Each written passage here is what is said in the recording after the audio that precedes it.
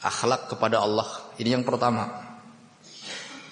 Sebelum kita memiliki akhlak kepada manusia, kita harus memiliki akhlak kepada Allah terlebih dahulu. Bagaimana kita berakhlak kepada Allah? Berakhlak kepada Allah adalah dengan kita beribadah, menghamba kepadanya, menggunakan nikmat yang Allah berikan kepada kita berupa umur, kesehatan, nikmat harta, digunakan untuk beribadah, menghamba kepada Allah Subhanahu wa ta'ala. Menjalankan perintahnya jika itu sebuah perintah, menjauhi larangannya jika itu sebuah larangan, membenarkan jika itu sebuah berita, meyakini perkara-perkara yang Allah beritakan dari perkara-perkara gaib.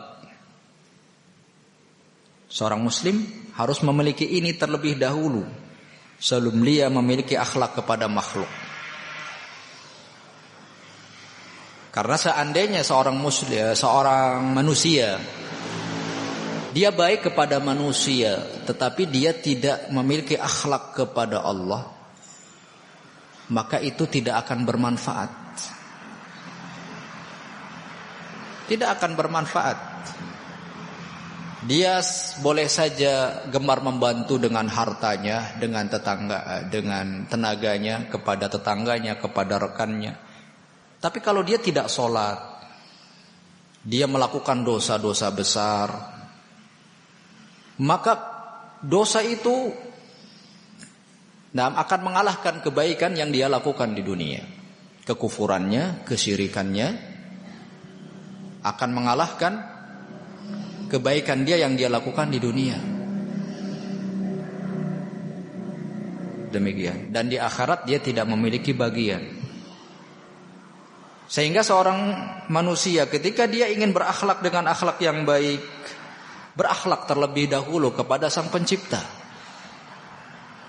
kepada yang telah dia memberi rezeki kepadanya, kepada yang telah memberi dia nikmat. Baru setelah itu yang kedua berakhlak kepada manusia.